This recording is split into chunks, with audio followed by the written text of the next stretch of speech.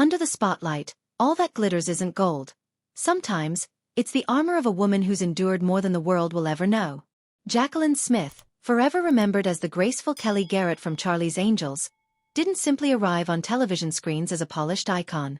Her story was etched long before Hollywood took notice, written quietly in ballet studios, behind closed doors, and inside a heart that refused to break despite every reason to. How does a woman so admired for her poise carry the weight of loss, disappointment, and sacrifice without ever letting it crack her surface?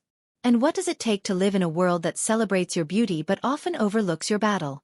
Born in 1945 in Houston, Texas, Jacqueline entered a home where silence was the language of survival. Her father, a strict Russian Jewish dentist, and her mother, a woman closed off to emotion, built a household where feelings were rarely spoken and dreams, especially artistic ones, were gently discouraged, if not ignored. From an early age, Jacqueline was taught to remain composed, to contain rather than express, and to follow the rules without resistance. But inside her, rebellion stirred, not the loud, reckless kind, but a quieter defiance. She found her escape in ballet. The controlled movements, the music, the discipline. It all gave her something her home never did, a voice. Ballet became more than just an interest. It was her emotional lifeline. Every pirouette was a whisper of hope, every performance a silent cry to be understood. When she left for New York City to chase ballet professionally, she carried that hope with her. But New York wasn't kind. It was cold, competitive, and indifferent. The dream she had nursed for so long began to crumble under the weight of isolation and disappointment. She let go of ballet, not out of choice, but because it had stopped being the safe haven it once was. Still, the poise it gave her stayed, becoming a part of her presence. It would later become her signature. With ballet behind her, Jacqueline pivoted to modeling and commercials. The jobs were small, often demeaning, but each one edged her closer to visibility. Rejections came hard and fast. She even lost a role in Dark Shadows to Kate Jackson, a name that would later play a major role in her life. But Jacqueline didn't give up. She took each no not as a stop sign but as a delay. By 1970, she landed a minor film role. It wasn't earth-shattering, but it was enough. During this time, she formed a deep bond with Farrah Fawcett, someone who understood the ruthless mechanics of the industry.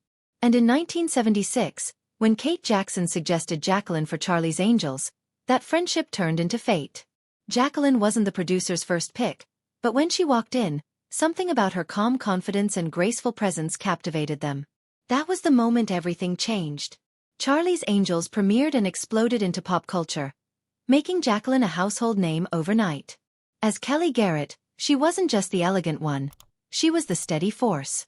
A woman with quiet power, strength that didn't scream but stood unshaken. In 1978, she was making $40,000 per episode, a staggering amount for a woman in that era, especially in a male-dominated industry. But even then, with cameras flashing and the world applauding, Jacqueline felt something missing. She once described herself as feeling like a paper doll. All surface, no substance. That emptiness wasn't about fame or money. It came from knowing that the world loved a version of her, not her whole self. Still, she didn't retreat. Instead, she built something even more powerful. In the 1980s, long before celebrities launched fashion lines, she partnered with Kmart to create the Jacquellyn Smith collection. It was a risky move, and many questioned her decision to work with a budget retailer. But Jacqueline wasn't interested in prestige. She wanted real women to feel beautiful. That line went on to become one of the most successful celebrity fashion ventures ever, showing that she wasn't just a face on a screen. She was a businesswoman, a visionary, and someone deeply connected to the everyday woman. Over time, she expanded into skincare, home goods, and wigs, crafting a quiet empire built not on glamour, but necessity and dignity. Yet, while her career soared, her personal life was a different story. Her first marriage to actor Roger Davis in 1968 was rooted in youthful longing and a hunger for connection.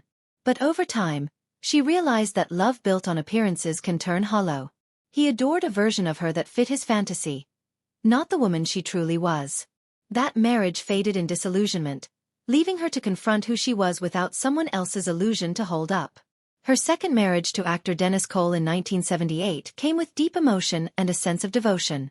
She embraced his son, Joe, as her own, building a blended family with genuine love. But jealousy, fame, and the strain of public life wore them down. Their divorce was painful, but nothing compared to what came later. In 1991, Jo was killed during a robbery. The grief nearly shattered her. Losing someone she loved like a son carved a hole in her that never fully healed. Yet even in this unthinkable loss, she carried herself with the quiet dignity she had always leaned on, keeping Jo's memory alive through love, not spectacle.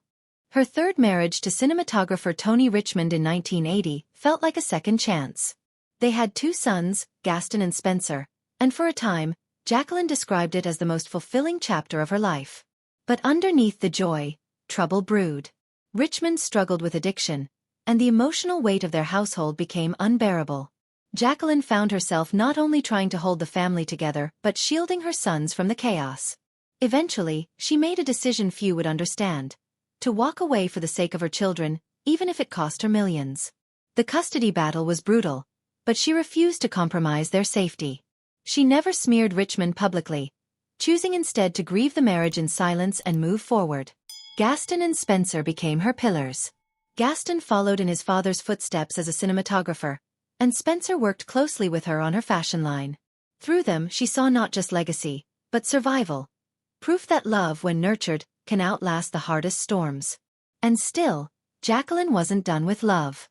In 1989, during her father's surgery, she met Brad Allen, a heart surgeon who didn't need flash or fame. Their connection was slow, steady, and rooted in authenticity.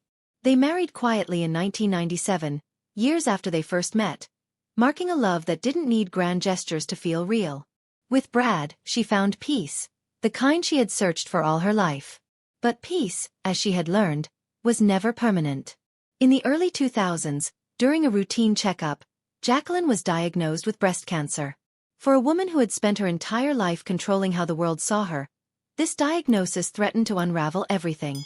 But she didn't hide. She underwent surgery and radiation, continuing to work while healing. Brad stood by her, and so did her family. She leaned on her strength, the kind forged in childhood silences and ballet studios, and turned her illness into a mission.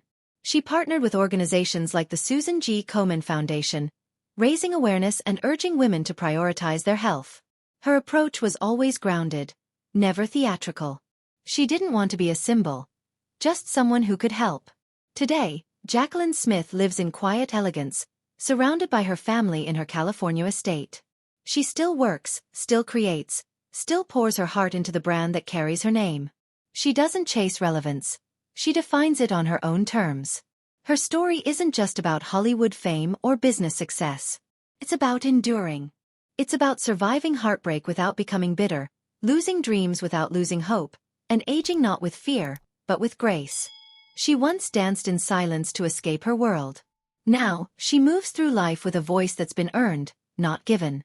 A voice of experience, of resilience, of someone who has walked through fire and chosen not to burn, but to shine. If you found Jacqueline Smith's story as powerful and inspiring as we did, take a moment to like this video and subscribe to the channel. There's more to every icon than meets the eye, and we'll be here to bring you the stories that matter most.